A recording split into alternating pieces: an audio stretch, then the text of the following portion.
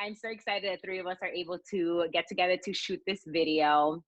Have you ever had an idea or a project or a goal that you had envisioned and you wanted to get started, but you just didn't know where to start?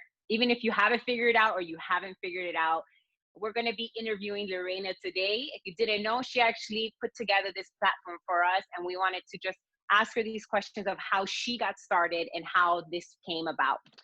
Okay, Lorena, they say you should surround yourself with people who inspire you or motivate you. Who do you surround yourself with, or is there any books that you would recommend to our audience?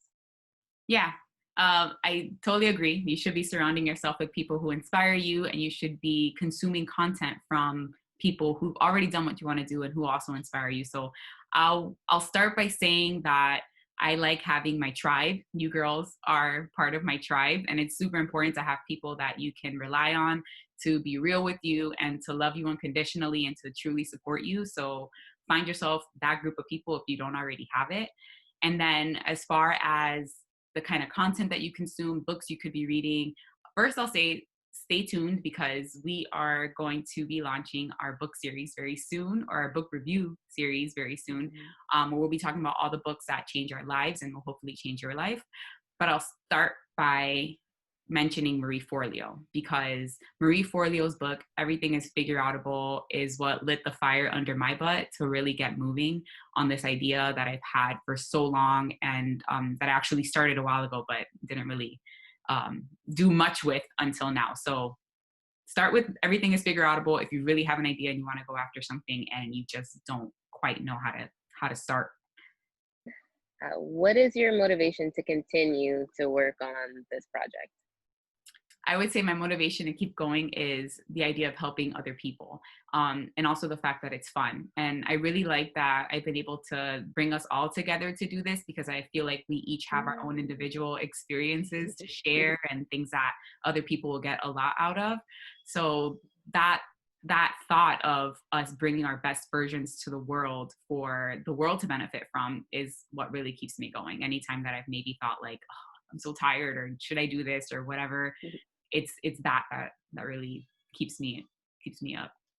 Thank you, Lorena. So I know on social media, people have asked me, what is any type of words of wisdom to just have them start their project. So I wanted to ask you, what words of wisdom would you give future entrepreneurs that want to just get started? I would tell them to just go for it and figure out the details later. Sometimes we think that we know exactly what we want, but until the path makes itself clear to us, we don't truly know how to get there or what it's going to look like. So just move, just take the first step. The first step is always the hardest, because it's usually the one that takes the most courage. But once you do take that step, then if it's something that makes your heart sing and it's something that's for the greater good, trust that the path will reveal itself to you. And also remember that perfection is not realistic. Strive for progress. As long as you're getting better every day, you're learning new things every day, then you are getting it right. So don't worry about being perfect. That's so true. Okay, so usually when we're super excited about something new that we're starting, anything at all, we want to share that with everyone. So what would you say to the person or people who are out there and they're sharing their vision with people, but they're not receiving support from those people about their vision? That's really an important question, because I feel like that happens a lot. The first piece of advice that I have is to stop telling everybody what you're going to do. Just don't, because the more you speak it to people, the more opinions you're going to get, the more you're going to doubt yourself. The first question I answered, I talked about having a tribe and people that you know will keep it real with you and who will love you unconditionally. Those are the only people that you should be sharing your goals with and your dreams with. And if one of those people tell you they don't agree with you, then you know that there's someone who has your best interest in mind truly, and it's something that you should consider, because sometimes we might think we know what we want, but we're not looking outside of ourselves to determine if it's even in line with who we want to be, and those people can help keep us in check. So, really consider the advice that you get. And if you feel like after considering it, you know it's still something you want to do and it feels true to your heart, then go for it anyway. Yeah, that reminds me of a goal that I accomplished today. I didn't tell everyone, I told my closest people to me, and I just didn't want to get distracted with it. So I love that you just told that to our audience. Now, morning routines are so important. I know that we have a video on morning routines, but what is your routine of, with what this platform and what we're doing? I have a very flexible routine. So it seems funny to say routine, but flexibility needs to definitely be in there. Like it's like this little play of contrast that's always going on. I have to be flexible with my routine because I have a 11-month-old little girl who sleep schedule can sometimes be a little sporadic. But what I do try to do every single day is wake up early enough to get a few things done for myself before she wakes up. So I wake up early and I get some stretches in, I get some work in, I'll listen to audiobooks, do personal development, water my plants, whatever it is that I need to bring peace into my morning, I get done. And then once she wakes up, my routine falls in line with her routine. And, we're flexible because things change on a daily basis. So, but by the end of the night, when she goes to bed, I sometimes get a little bit more work in, and then I'll just prep myself for success for the next day. And what that looks like is creating my to-do list, planning out the things that are really priorities for the following day, and getting to bed at a reasonable hour so that I could start all over again the next day. Okay. So with all of that being said, I know that planning is an essential part in everything that we do, whether it's the day before, the morning of.